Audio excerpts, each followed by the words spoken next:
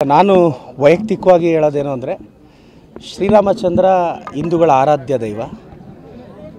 ನಾನು ಶ್ರೀರಾಮ ಭಕ್ತ. ನಾವು ಶ್ರೀರಾಮನನ್ನು ಆರಾಧಿಸ್ತೀವಿ, ಅಲ್ಲ ಯೇಸುವನ್ನು ಗೌರವಿಸ್ತೀವಿ. ಆದರೆ ಈ BJP ಅವ್ರ ಥರ ಧರ್ಮಗಳ ಮಧ್ಯೆ ಕಿತ್ತಾಟ ತಂದಿಡೋಕ್ಕೆ ನಾವು ಇದು ಮಾಡಲ್ಲ. ಮತ್ತು ನಾನು ಎಲ್ರಿಗೂ ಹೇಳೋಕ್ಕೆ ಇಷ್ಟಪಡ್ತೀನಿ, ಚುನಾವಣೆ ಅಜೆಂಡಾ ಬೇರೆ, ಇದು ಬೇರೆ.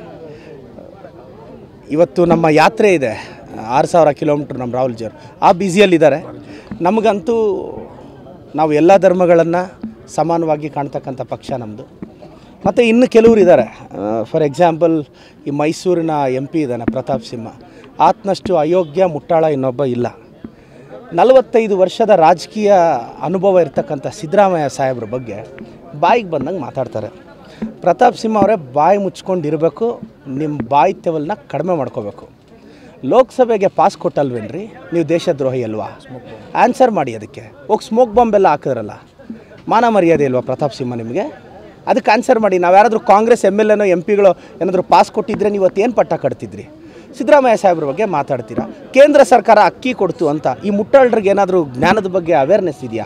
ಫುಡ್ ಸೆಕ್ಯೂರಿಟಿ ಆ್ಯಕ್ಟು ನಮ್ಮ ಮನಮೋಹನ್ ಸಿಂಗ್ ಸಾಹೇಬ್ರಿದ್ದಾಗ ನಮ್ಮ ಸೋನಿಯಾ ಗಾಂಧೀಜಿ, ರಾಹುಲ್ ಗಾಂಧೀಜಿಯವರೆಲ್ಲ ಸೇರಿ ಫುಡ್ ಸೆಕ್ಯೂರಿಟಿ ಆ್ಯಕ್ಟ್ ತಂದು 75% ರೂರಲ್ಗೆ, 50% ಅರ್ಬನ್ಗೆ ಕೊಟ್ಟು ಅಕ್ಕಿ ಕೊಡೋ ಯೋಜನೆನ, ಅಂದರೆ 2/3 ಪಾಪ್ಯುಲೇಷನ್ಗೆ ಇವತ್ತು ಕವರ್ ಆಗ್ತಿದೆ.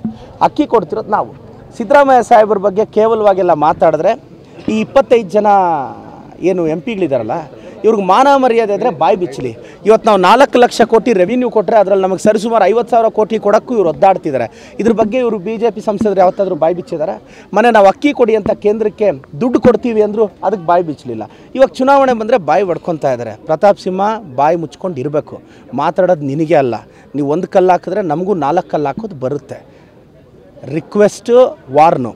ನಮ್ಮ ಸಿದ್ದರಾಮಯ್ಯ ಸಾಹೇಬ್ರ ಬಗ್ಗೆ ಮತ್ತೆ ಮಾತಾಡಿದ್ರೆ ಎಂಟೈರ್ ಕಾಂಗ್ರೆಸ್ ಅಖಾಡ ಬಂದು ಮೈಸೂರಲ್ಲಿ ಇಳಿಬೇಕಾಗುತ್ತೆ. ಈ ಸಲ ನೀವು ಸೋಲ್ತೀರ ಬಿಡಿ, ನಮ್ಮ ಯತೀಂದ್ರ ಅಣ್ಣ ಗೆಲ್ತಾರೆ.